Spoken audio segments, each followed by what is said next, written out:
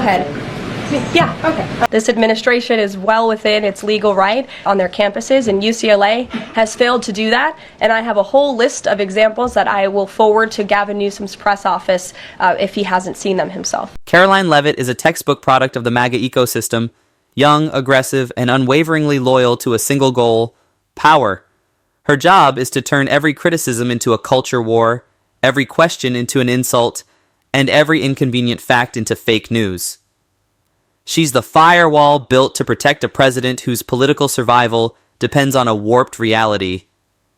Standing across from her is Gavin Newsom, the governor of California, a state with an economy larger than most countries on Earth. Newsom isn't some small-town politician.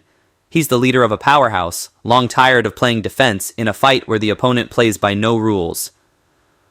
When Newsom answered Trump's $1 billion shakedown demand against UCLA with an actual lawsuit, Leavitt's reaction was defiant, but it also exposed the administration's vulnerability. That so-called legal right she bragged about was suddenly up against a real legal challenge, and their awkwardness showed. Newsom didn't just beat her with a lawsuit. He exposed the absurd incompetence of the administration she represents. What exactly is Leavitt defending?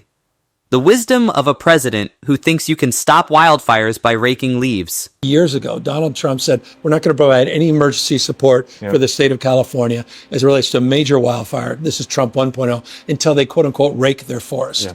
And I remember talking to the president, I said, okay, you mean defensible spaces, we'll do vegetation management, forest management, we got to thin out the forest, we got to clean. I said, no, raking.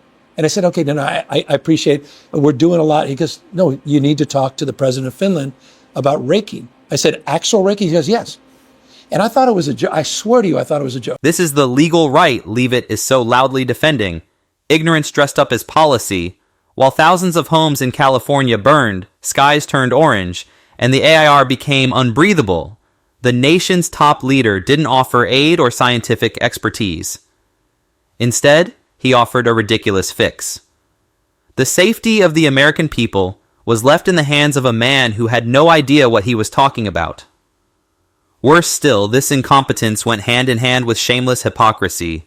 This is a president of the United States that actually believes this and is promoting it. At the same time, to your point, and it was such a great point you made, he's cutting the U.S. Forest Service, cut $450 million of grants to do raking and vegetation management. That was in the big, beautiful bill. $450 million of cuts and grants. Meanwhile, we just announced, I appreciate you bringing this up, we're right here at a simulator of a firehawk. There's no jurisdiction. Trump didn't just give a stupid suggestion, Salas. He actively sabotaged real efforts to solve the problem.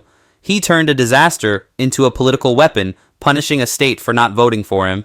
That is betrayal at the highest level. And when confronted with that truth, it's no surprise his entire machine could only respond with empty insults. They've lost their heart because the mayor's incompetent and Gavin Newsom is incompetent. Got a good line of bullshit, but that's about it. He's incompetent. And you have Los Angeles is, it's amazing. I called, the first thing I did, I got the Olympics to go there. I was the one that got it. Trump's self-congratulating ramblings were incoherent, only highlighting his own weakness. He couldn't debate policy or law, so he went for personal attacks. He couldn't defend his actions, so he repeated the word incompetent like a desperate mantra before veering off into some unrelated brag. But Newsom didn't take the bait. He kept building a systematic case, not just about incompetence, but about blatant disregard for the law. Yeah, we'll sue. This is a separate topic, but it's not necessarily disconnected from this topic. Donald Trump today is trying to silence academic freedom. He's attacking one of the most important public institutions in the United States of America, one of the finest institutions of higher learning in the world, one of the great research institutions in this country, one of the reasons California is the 10th pole of the U.S. economy, one of the reasons we have more scientists, engineers, more Nobel laureates than any other state in this nation. He has threatened us through extortion with $1 billion fine unless we do his bidding. So as long as I'm governor. Here's the core difference. One side uses blackmail and threats. The other side fights with law and principle. Newsom's lawsuit exposed the Trump administration's true nature. They don't follow the law. They twist it to serve themselves. They only respect rulings when they win, like in the cover-up over Ghislaine Maxwell. When the law turns against them, they scream, "Witch hunt!" And when the lies and legal tricks fail, when they can't win fairly, they cheat? We are moving forward. Make no mistake. California is moving forward as a state that's larger than 21 state populations combined. We are not a small, isolated state. State larger than 21 populations combined. We tried to play by a higher set of standards and rules with our independent redistricting, and we believe in that. And we are not talking about eliminating that commission. We are talking about emergency measures to respond to what's happening in Texas, and we will nullify what happens in Texas. We'll pick up 5 seats with the consent of the people. And that's the difference between the approach we're taking and the approach they're taking. We're doing it in a temporary basis. We're doing it in a fully transparent way. And we're doing it by asking the people of the state of California. Newsom isn't just protecting California's system. He's launching a counteroffensive against the GOP's nationwide effort to rig the system. Gerrymandering isn't some abstract concept. It's a tool to strip millions of Americans of their right to vote, ensuring politicians choose their voters instead of the other way around. When states like Texas redraw maps to silence minority communities, they're telling millions their voices don't matter.